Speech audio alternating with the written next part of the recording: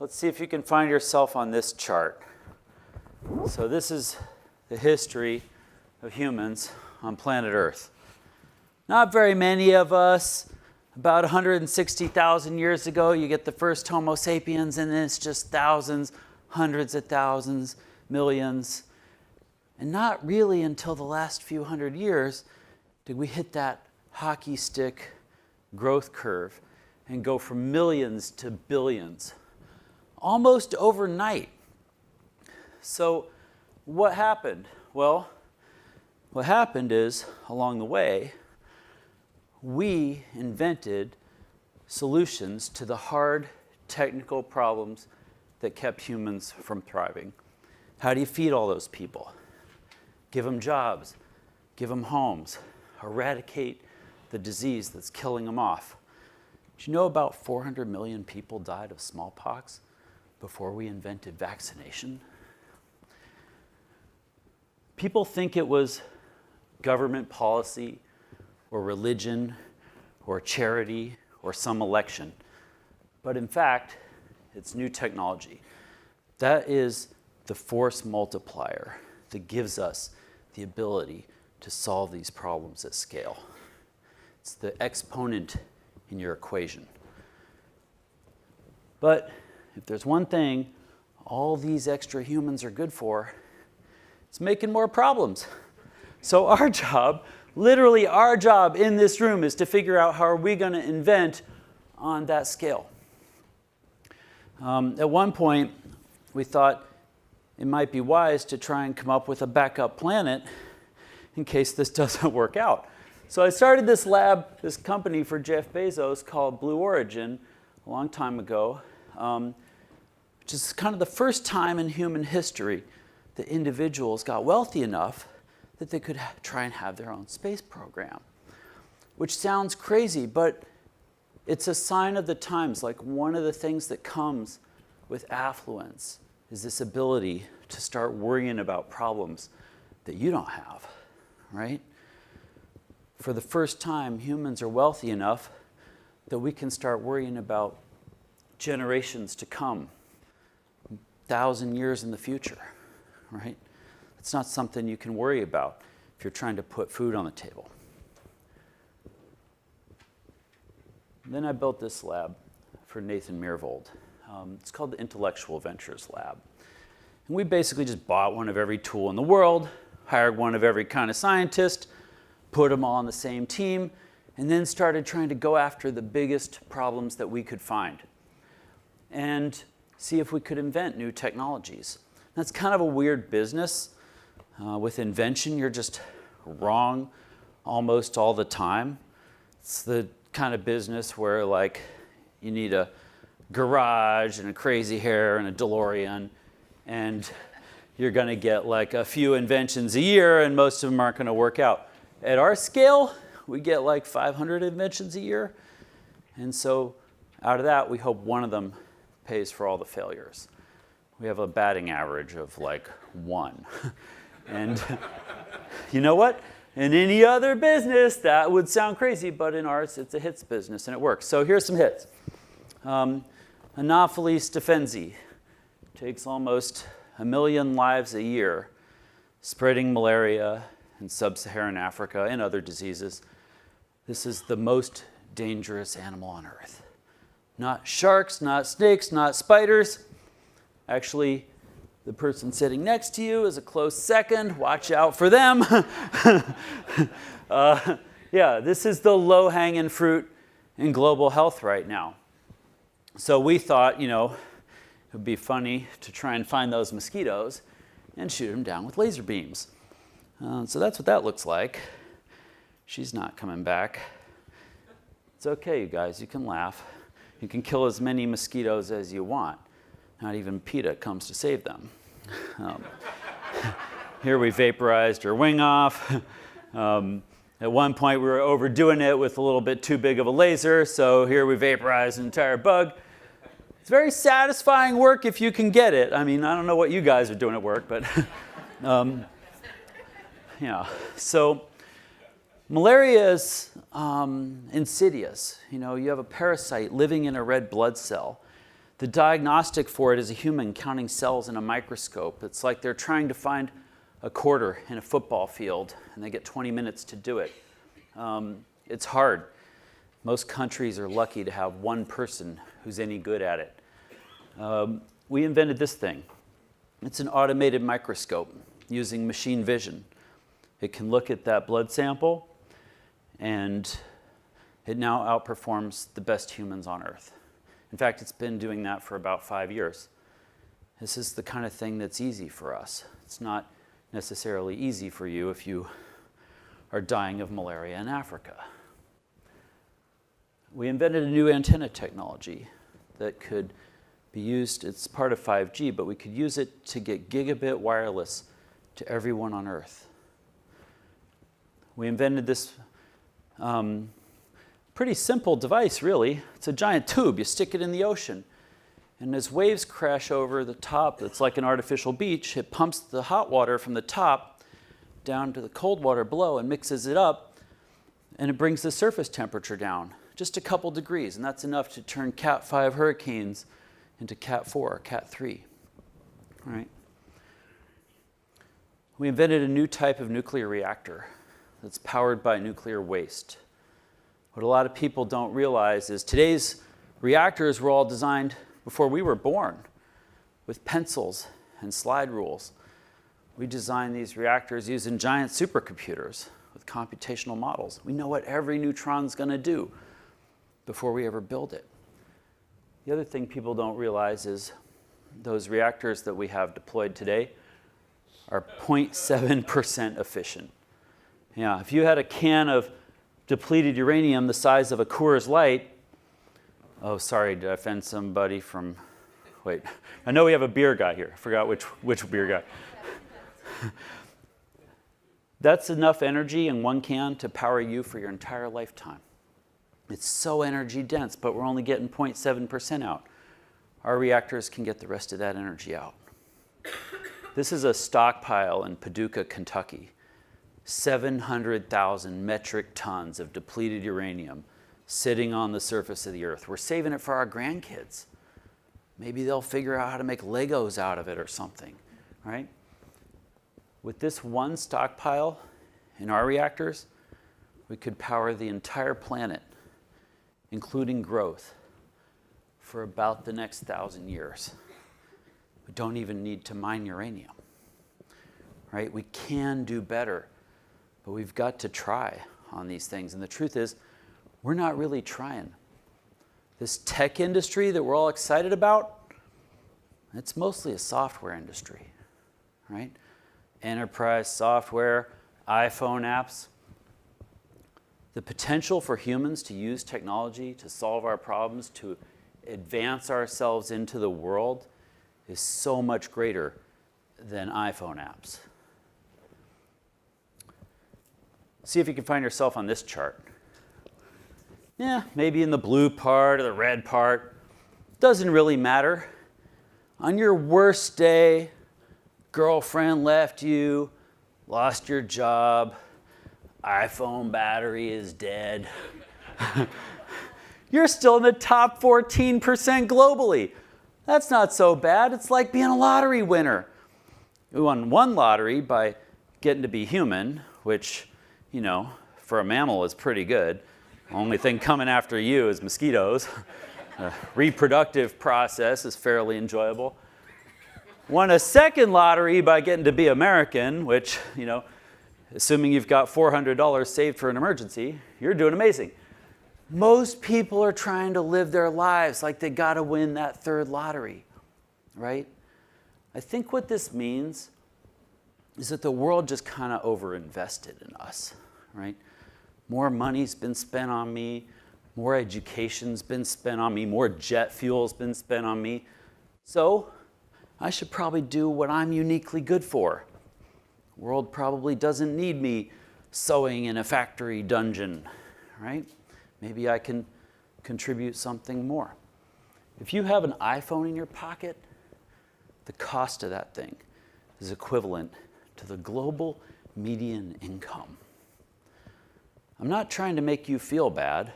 I've got piles of these things, lots of them with the screws taken out, because I'm trying to figure out what else I can make out of these parts. You should have an iPhone. You should drive a Tesla. You should do all these expensive things that we get to do first because it's our job to advance these technologies into the world, to waste a lot of money on them and figure out what's good about them. But then understand that the job isn't done just because we made a product for rich people.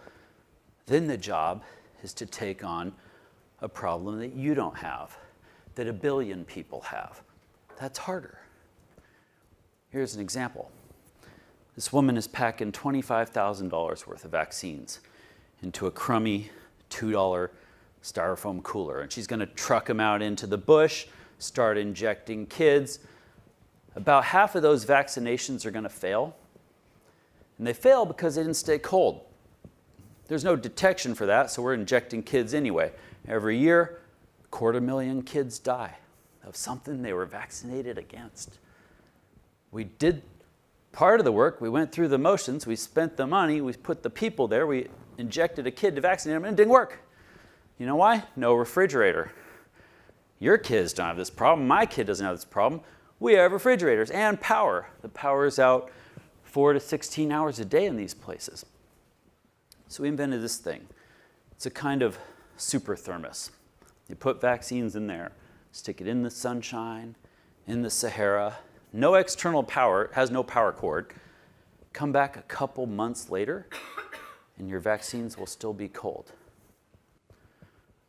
This is literally the deployment scenario.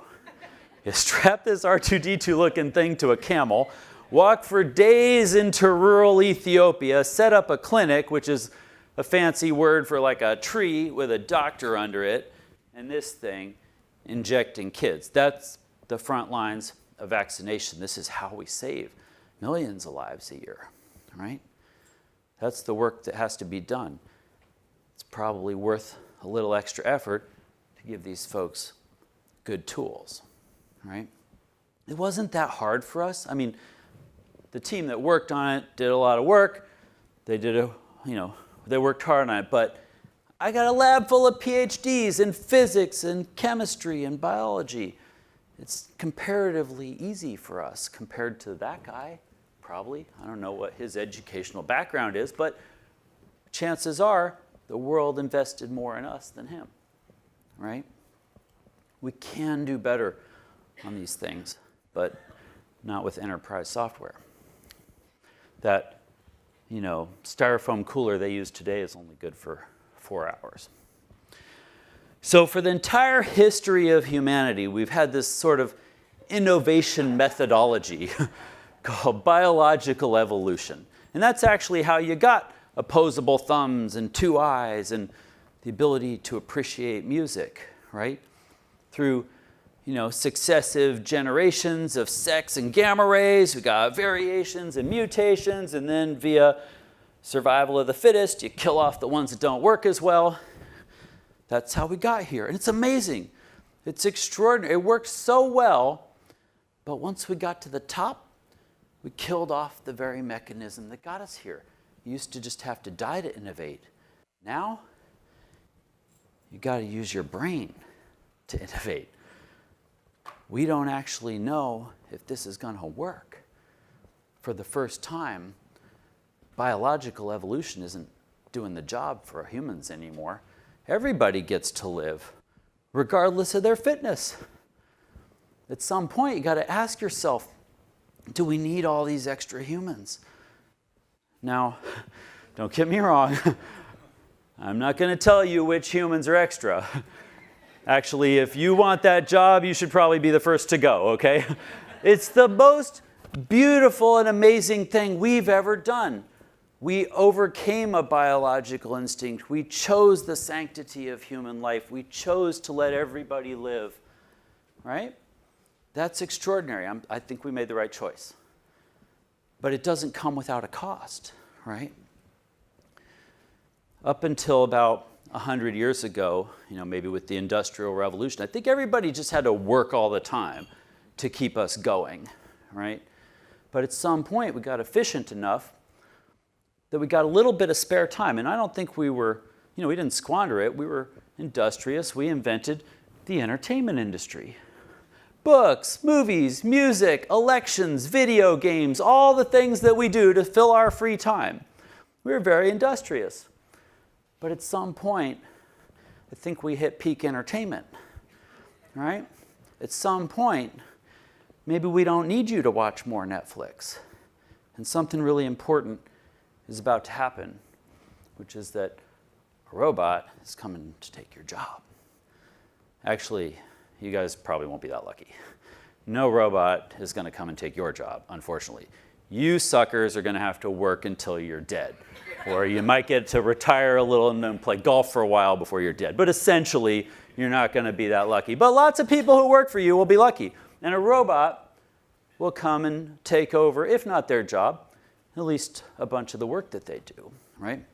And it's really important to understand this, right? I mean, I know we're talking about all this fantastical stuff with artificial intelligence and whatnot. The truth is, there's only one thing you got to know, right?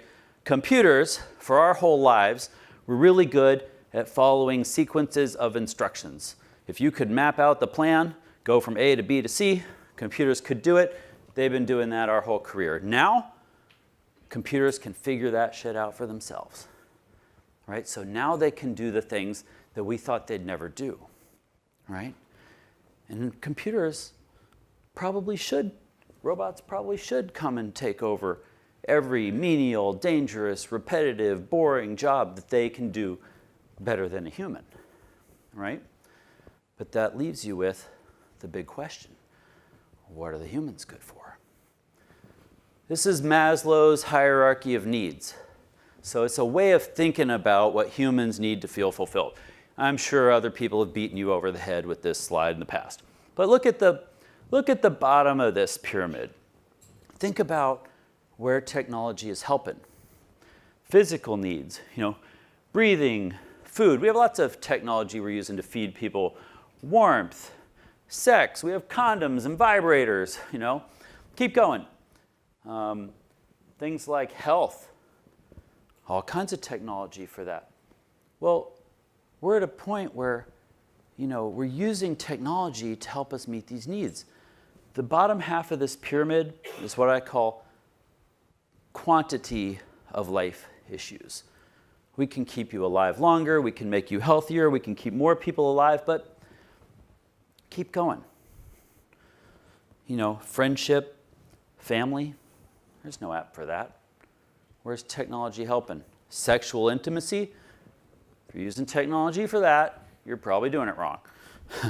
Self-esteem, confidence, achievement. These are what I call quality of life issues. And I'm here from the front lines of inventing new technology to tell you, we don't have any idea what to do about that stuff. We're not even working on it.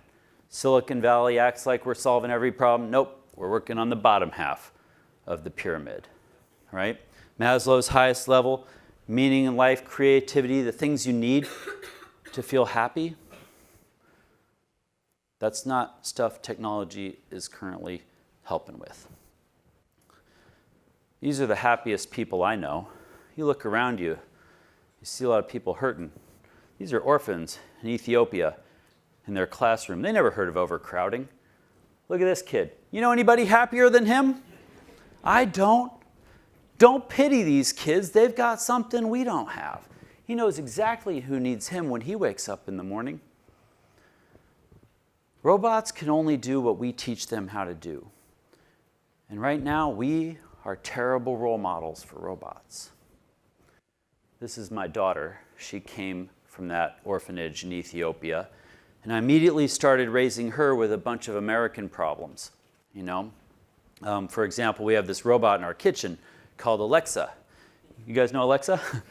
I noticed she talks to Alexa kind of bossy, like, Alexa, tell me a joke. Well, she talks to Alexa the way I talk to her. And I said, hey, there's going to be a lot more robots coming. They're probably going to need some friends. They also have very long memories. You might try to be a little nicer to Alexa. So she liked this idea, and she would say, hey, Alexa, please tell me a joke. which totally confuses Alexa because apparently she wasn't trained on respectful training data. But listen, you and I never got this manual, right? This is, these technologies are coming, and they're here to help us, right? They're here to help us, and it's not a technology problem. If it all goes south and we become pets for robots or gray goo, you don't get to blame the technology. You get to blame humans for not choosing what to do with it. These are human values problems, and it's up to us to decide what future we want to create. It's up to us to use these tools to become better ancestors. Every tool is a hammer. I can smash your head with it. I can build you a home. Artificial intelligence is no different. That's what I had to share with you guys today. Thanks so much, and I'm going to jump off stage, and you guys can run me out of town. But hopefully, if you get to catch me afterwards, I'd love to hear what's on your mind, and if you think I'm full of shit, please tell me about that too. So thank you.